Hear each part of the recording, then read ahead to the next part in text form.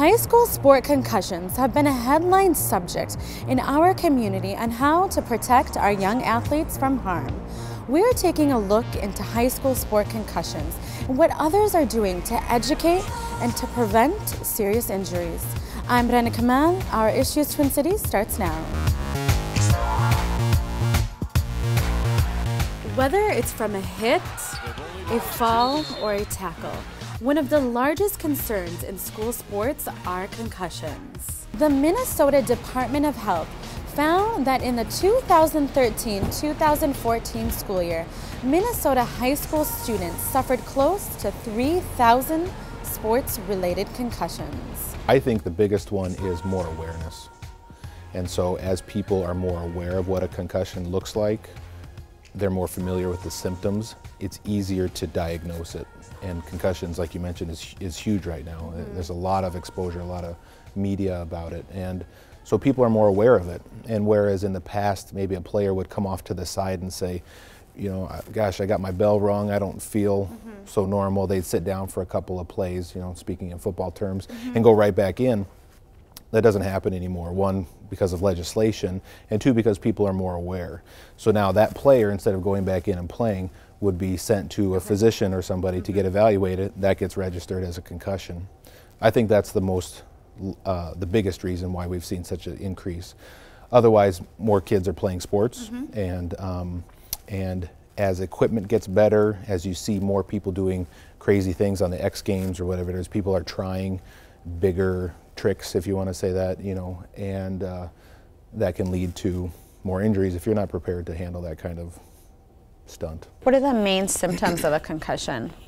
Very similar, I mean identical to a traumatic brain injury. Concussions are rolled into the category of traumatic brain injury. Number one, headache. Other things, dizziness, sensitivity to bright lights. A lot of people notice that they're forgetful. And so they'll ask their teammates, what's the score? What's the score? What's the score? Or they're riding the bus home, did we win? And 5 minutes later asking another player, did we win? You know, so those are just obvious cues, you know. And anytime a player comes off and says, I don't feel right, or they say, I got my bell wrong, I'm dizzy, you know, I feel foggy, any of those things, even though that's not a classic symptom, or you know, a buzzword like a headache or something, those are all concerning signs that somebody suffered a concussion. If an athlete suspects that they have a concussion, what are they supposed to do? They're supposed to tell their coach, tell their trainer, tell their parents, somebody who's in charge, even a referee in the middle of the game. That's tough because if they're confused, they may not recognize that they've had a concussion. Hopefully with all this awareness, a player can say, gosh, I don't feel right, I should step off the field. And hopefully somebody is paying attention and can see that something is not quite right with that player, and at least ask them what's going on. Hannah was just a normal kid who loved playing sports. But in the 8th grade, she sustained 4 concussions in just 6 months. Her life as an athlete suddenly ended. When I got my first concussion, the medical community didn't know as much about concussions as they do now, so there wasn't much research of when to return a kid to play. My symptoms were really mild for the first 2, and I was stubborn. I wanted to play soccer, so I might have downplayed it a little bit from my parents, but my mom and dad kept me out of sports longer than the doctor suggested, but it still wasn't enough for my still developing brain. And the third one was about a month later, so I was symptom-free when I got that one, and that was just in basketball. Just got tripped running up the court and gym floor. And I had symptoms for about a month afterwards, but it went away fine, I guess. And then the next one was it was a few months later, so I was symptom-free. We didn't see anything wrong with it. I'd been cleared medically to do full contact sports, but we were playing soccer in a gym because it snowed. So we were playing in the gym, and a girl kicked the ball and it hit me in the head, and I fell backwards and slammed my head on the gym floor. And was that the last time you played sports? Yes, competitively. I sometimes would practice with the team if I was having a good day, but no contact, no dangerous things where there's multiple balls involved. After your fourth concussion, what kind of symptoms were you feeling? The fourth concussion had a lot of symptoms. I don't remember basically anything from the first 6 months, but I know that just from my parents telling me, my brother, I was fainting all the time. Like, it just became normal in our house for me to be on the floor unconscious, and I had face and arm numbness, severe pain. I basically laid on the couch or in my bed for months just screaming in pain. Doctors gave me painkillers, and I was in the ER at least once a week, if not more, getting IVs, and nothing helped the pain basically. So I just had to lay in a dark room and deal with it. I was super dizzy, I had balance problems, I had to go to therapy for those for a really long time. And any symptom that you could think of involved with a brain injury, I had. Memory loss, nausea, dizziness, anything you could think of, I probably had it in the first 6 months. With all of those symptoms and enduring all those concussions, how did that change your life over the years? Well, I had to be taken out of my 8th grade year, which I didn't like because I loved being in school. I was an honor roll student. I was never sick beforehand. My doctor barely knew my name. I was the healthiest kid ever. So my life got changed a lot with school, having to do it at home, and sports. I wasn't allowed to play sports before. That was my entire social life. All my friends were from sports, and all my parents' friends were from sports, and all my brother's friends were from sports. So our life was based on sports. So I lost my whole social circle. Those girls kind of moved on, and I couldn't hang out with them, I couldn't go to movies, I couldn't be in school, so I was basically around adults for at least a year, and I can be in school a little bit now, so I get to see my friends sometimes, but I'd say maybe 3 times a month I will have a friend over. So I don't have the normal life of a teenager, but my family tries to make it as normal as we can. I've gotten to go on a couple mission trips, which doctors would have never let me do a couple years ago. But so basically, I went from sports to church. Okay. I got super involved with church, and then all my friends were from youth group. Coming up on Our Issues Twin Cities, a foundation that raises awareness for all people affected by brain injuries.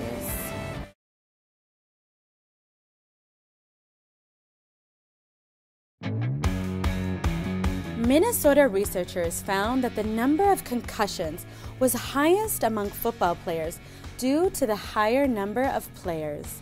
However, the rate of concussions were 3 to 4 times higher for girls than boys participating in soccer and basketball.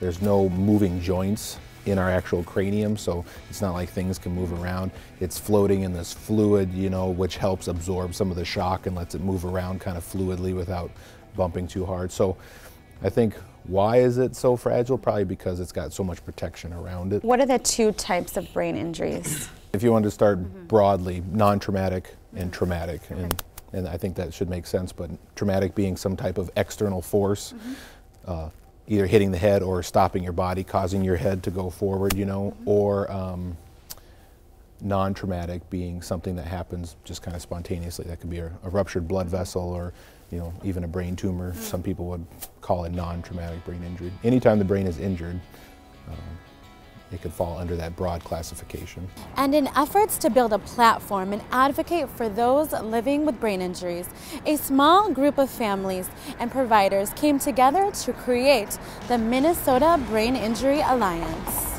They began to work with elected officials, educating them about the needs of their children, looked at putting policies into place, and that would then lead to services for individuals with brain injuries. And so that's how we got our start. We fast forward now 30 years, we're an organization that has nearly 60 full-time staff. What type of brain injuries do you typically see?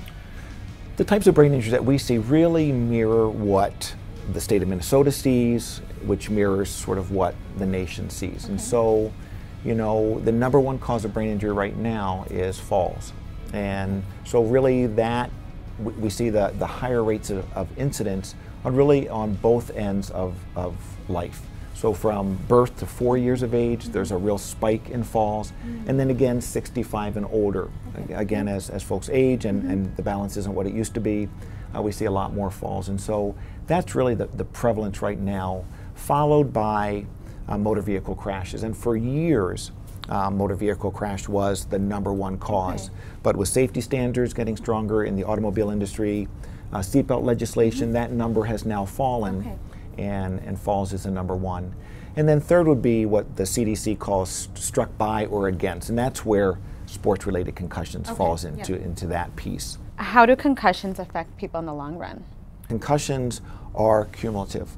So as our athletes, or I should also point out, you know, we can get concussions from falls and from, you know, motor vehicle crashes, and so those athletes that are living lives are also susceptible to getting concussions in other areas of their lives. And so they need to, we're not just looking at where they've had impacts in sport, it's in their entire lives.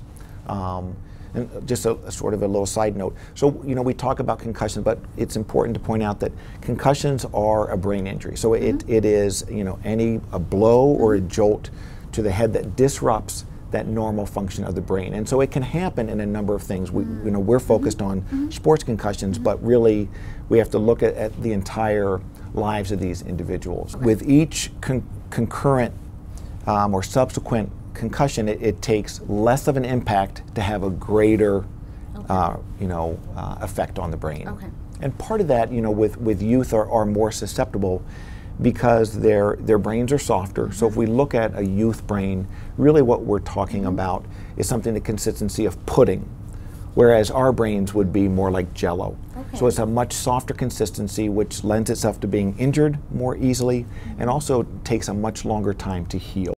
With sports that are so rough, such as hockey or football or soccer, how can we prevent concussions from reoccurring? The best form of prevention is awareness, proper technique, and things like that. There have been studies done in football players showing them how to tackle correctly that can reduce the number of concussions in a football season.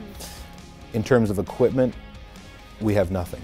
So all the research on helmets, all the research on mouth guards, neck guards, anything like that, none of it has been shown to reduce concussions. Really? None. Why is that?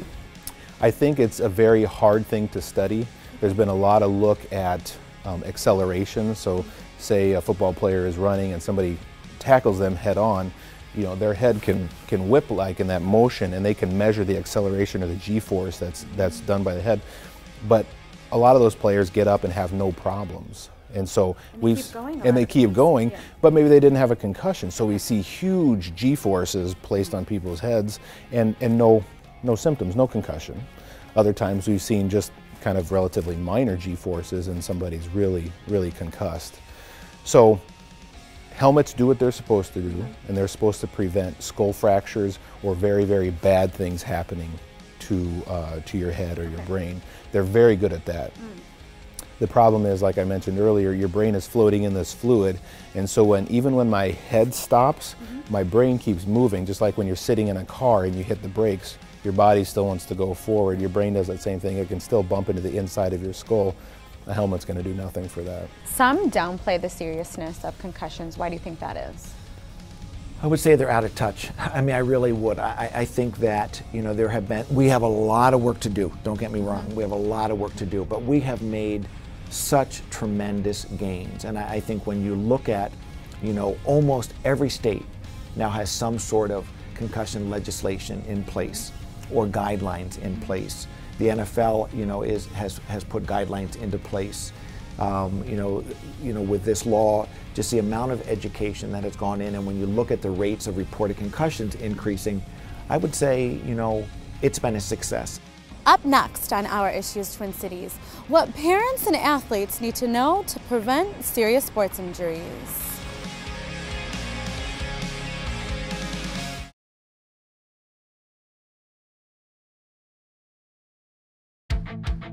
Lack of research and awareness throughout the years has affected the acknowledgement of brain injuries, but recently strides have been made and laws have been passed to protect athletes when injured.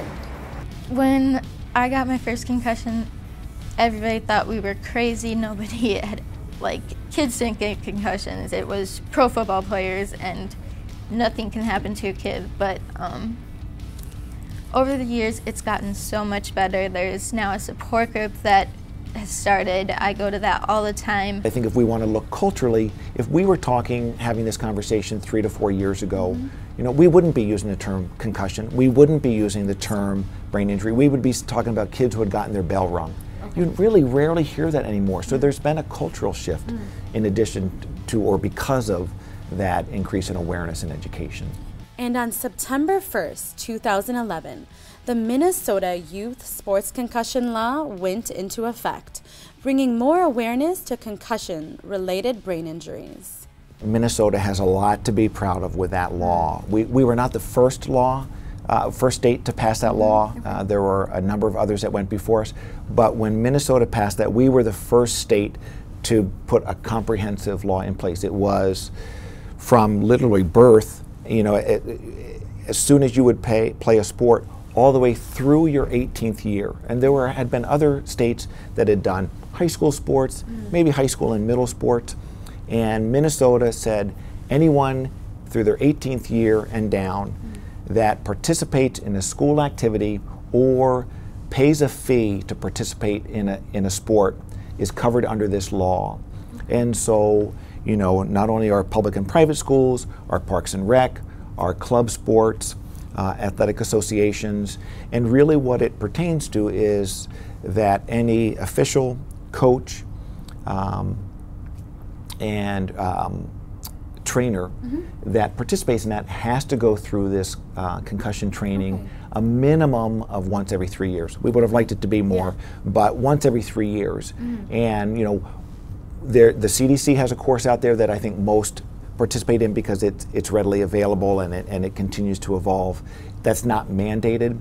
But then in addition to that is to make sure that they make available to guardians and to parents and to the athletes, again, the signs and the symptoms and the seriousness of concussion, because it's all about that awareness, and that awareness comes about through education, and that we want, we certainly want the officials and the coaches to be aware, but a symptom may not show up until 24 hours later. So if it happens on a Friday, it may not materialize until a Saturday or Sunday. And so, we need more than just those athletic officials to be aware. We need parents, we need the athletes, we need their teammates, all to be watching out for one another and to raise that red flag when something doesn't seem right. The only way to surely prevent an injury is to just not play, right? If you wrapped yourself in bubble wrap and sat on your sofa, you would probably never get an injury. But short of that, I would go back to the same things: proper technique, making sure that you're doing something that you're prepared to do, meaning I wouldn't expect somebody to go run a marathon without having trained for it. Why would I send a kid out on the football field who hasn't learned how to tackle, who doesn't know how to play their position? So do what you're prepared to do. Make sure your body's in good shape. We know that having a good foundation, good muscles and strength can help protect your joints and stuff like that. So similar things: awareness, technique, conditioning, and knowing what you're doing and knowing that you are capable of doing that safely. What should parents know to protect their children or their young adults from serious sports injuries? Knowing what's going on in practice, going on in the games, making sure their child is playing the right position. You wouldn't want them thrown into a new position that they don't usually play. Making sure the equipment is up to date, because although a helmet can't prevent a concussion, if you have a 10-year-old helmet, it's certainly at risk of causing other injuries if it should fail. Making sure that one, they enjoy doing what they're doing, because somebody who's not engaged in the game and maybe is a little disinterested may not pay much attention, may just be going through the motions in practice and stuff like that. So. And then a lot of encouragement to pay attention to the coaches. They're there for a reason, to teach proper technique and make sure the players stay safe as best they can. And it's stories like Hannah's that have helped other teenagers, parents, and schools become more conscious of the possibility of sports-associated concussions. we tell my story a lot, not wanting to be in the spotlight, but it needs to be heard. People don't want to hear it. They don't want to believe that this can happen to kids. But we'll tell my story to anybody. My grandma definitely will stop anybody on the street and just be like, hey, you need a helmet. But I do a lot around Minnesota. I've been everywhere from Rochester to my own town in Big Lake. And a lot of people don't want to hear it, but then there's the ones that a parent will hear my story, and if their kid gets hit on the head and is acting weird, they'll know not to put them back in the play. Through your journey, what advice can you give other high school athletes to become more aware to protect and prevent themselves from sustaining a concussion? Being a stubborn teenage athlete, I would tell athletes to look out for their teammates, because a kid's not going to pull themselves out of play. I played on a fractured ankle for like 6 months. A kid's not going to pull themselves out of sports, so you need to watch out for your teammates. If my teammates knew I wasn't right, if I was asking what position I played, but nobody really knew what was happening. So if your friend gets hit in the head and is just acting weird, you need to tell an adult.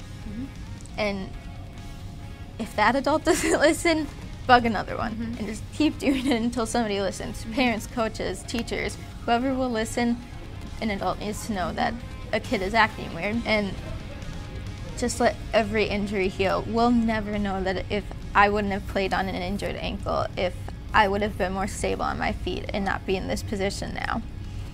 So just watching out for others and protecting your body too. To learn more about concussions or other brain injuries, please visit the Minnesota Brain Injury Alliance for more information. Thank you for joining me this week on Our Issues Twin Cities. I'm Rena Kamal. See you next time.